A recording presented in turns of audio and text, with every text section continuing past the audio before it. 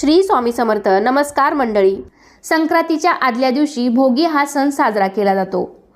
भोगी हा आनंदाचा आणि उपभोगाचा सण म्हणून साजरा केला जातो. तसेच भोगी या शब्दाला दुसराही अर्थ आहे. जेव्हा आपण देवाला नैवेद्य अर्पण करतो तेव्हा त्या नैवेद्याला भोग म्हणतात. याचप्रमाणे भोगीच्या दिवशी विशिष्ट पदार्थ तयार करून सवाष्णीला जेवायला बोलवतात आणि जर ते शक्य नसेल तर मग त्या पदार्थांचा शिदा तिच्या घरी दिला जातो.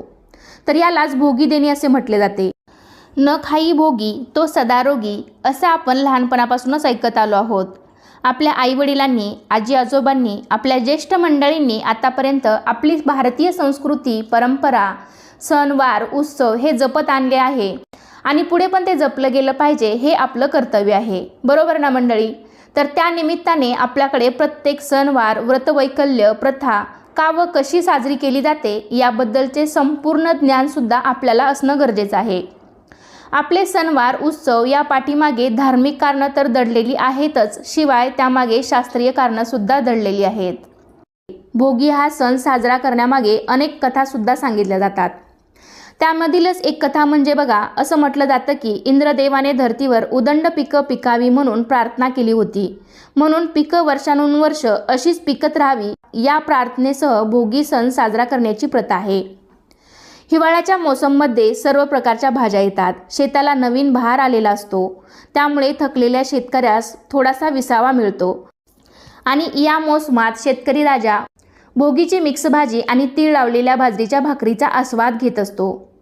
बऱ्याच ठिकाणी या भाजीला खेंगट देखील म्हणतात.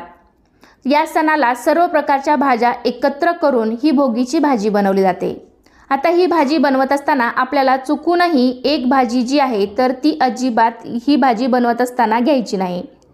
तर अशी कोणती एक भाजी आहे जी आपल्याला भोगीची भाजी बनवताना घ्यायची नाही? तर अशी संपूर्ण माहिती तुम्हाला मी आजच्या व्हिडिओमध्ये देणार आहे. तर त्यासाठी हा व्हिडिओ शेवटपर्यंत नक्की पहा. चॅनेलवरती नवीन असाल तर चॅनेलला नक्की सबस्क्राईब करा. लगेचच आजच्या व्हिडिओला सुरुवात करूयात. तर पहा, भोगीच्या दिवशी सर्वप्रथम तुम्हाला सकाळी ब्रह्ममुहूर्तावरती उठायचं आहे. या दिवशी अभ्यंग स्नान करायचं आहे. जर तुमच्या घराजवळ एखादी पवित्र नदी असेल तर तिथे जाऊन तुम्ही स्नान करा. जर शक्य नसेल तर तुम्ही घरच्या घरीच ब्रह्ममुहूर्तावरती उठून स्नान करण्याचा प्रयत्न करा.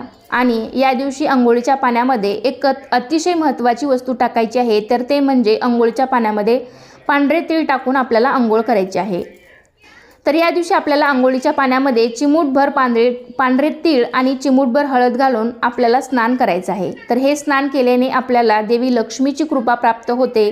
त्याचबरोबर सर्व वाईट कर्म, वाईट भोग, अडचणी देखील या नष्ट होतात. म्हणून अगदी लहान मुलांपासून ते मोठ्यांपर्यंत सर्वांनीच या दिवशी चिमूटभर पांढरे तीळ हे आपल्या अंघोळीच्या पाण्यामध्ये टाकून आणि थोडीशी हळद टाकून या पाण्याने आपल्याला स्नान करायचं आहे.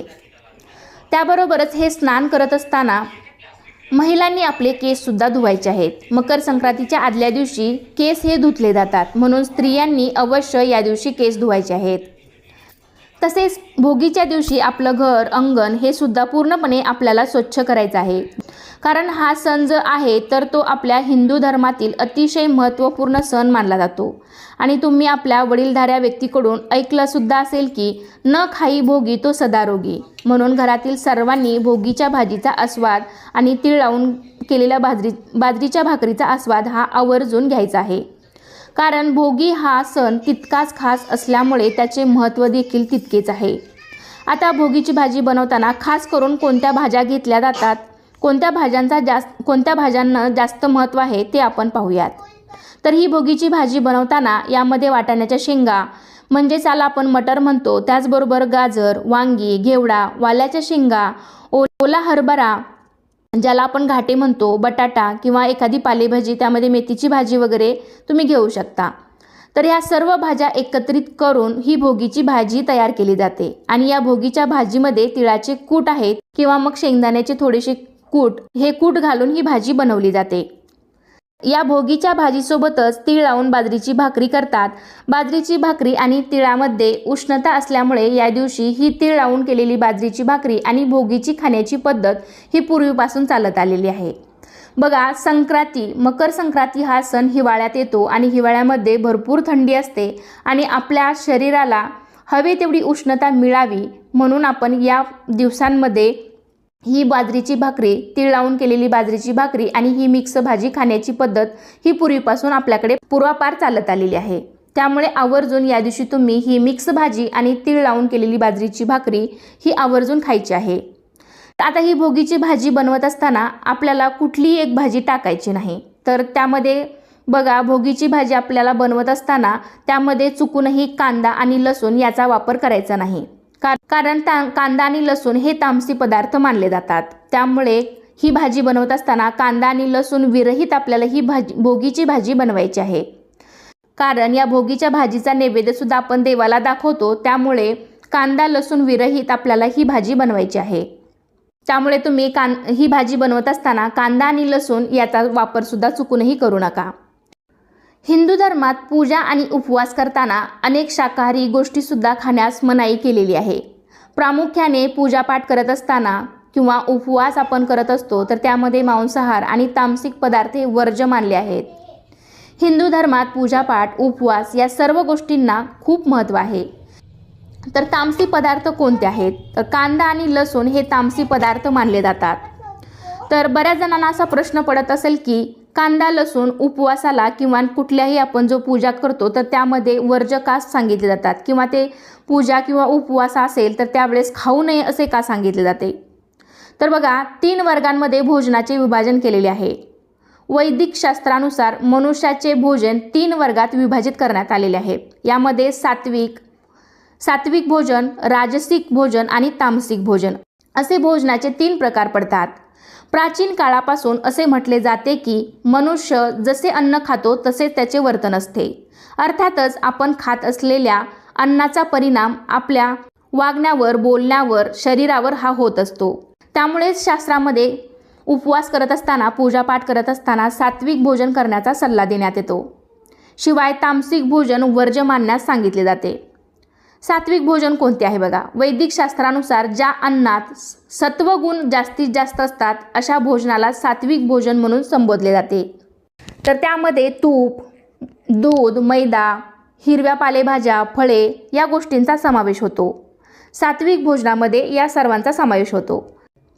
या पदार्थांचा भोजनात समावेश केल्यामुळे मन शांत राहते, शरीर निरोगी राहते आणि आपल्यामध्ये एक प्रकारची सकारात्मक ऊर्जा निर्माण होते। त्यामुळे प्रत्येक पूजेत किंवा तुम्ही उपवास केला असेल तर त्यावेळेस सात्विक भोजन खाण्याचा सल्ला आपल्याला देण्यात येतो, किंवा त्यावेळेस सात्विक भोजनच करावे असे सांगितले जाते। त्यानंतर भोजनाचा दुसरा प्रकार आहे राजसिक भोजन। वैदिक शास्त्रानुसार ज्या अन्नपदार्थामध्ये जास्तीत जास्त मसाले आणि तेलाचा वापर होतो त्याला राजसिक अन्न म्हणून ओळखले जाते। यामध्ये मटण, चिकन, अंडी, मासा यासारख्या मांसाहारी पदार्थांचा देखील समावेश केला जातो। हे पदार्थ पचनास जड असतात। शिवाय असे भोजन खाल्ल्याने शरीरात आळशी वृत्ती वाढते। त्यामुळे हिंदू धर्मात शुभ कार्यास असे पदार्थ हे निषिद्ध मानले जातात, म्हणजे असे पदार्थ खाऊ नये असे सांगितले जाते। यानंतरचा प्रकार आहे ते म्हणजे तामसी पदार्थ।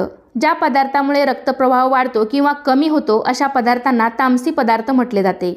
असे पदार्थ सेवन केल्याने मनुष्यात राग, अहंकार, चिडचिडपणा आणि द्वेष यासारखे भाव वाढतात। त्यामुळे हिंदू धर्मात पूजापाठ करत असताना, उपवास केल्यावर असे पदार्थ खाऊ नयेत असे सांगितले जाते।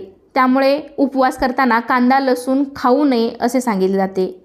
विशेष म्हणजे कांदा आणि लसूण या पदार्थांचा समावेश तामसिक पदार्थामध्ये होतो। त्यामुळे शाकाहारी असून सुद्धा कांदा आणि लसूण हे पूजापाठ किंवा उपवास करत असताना वर्ज्य सांगितले जाते।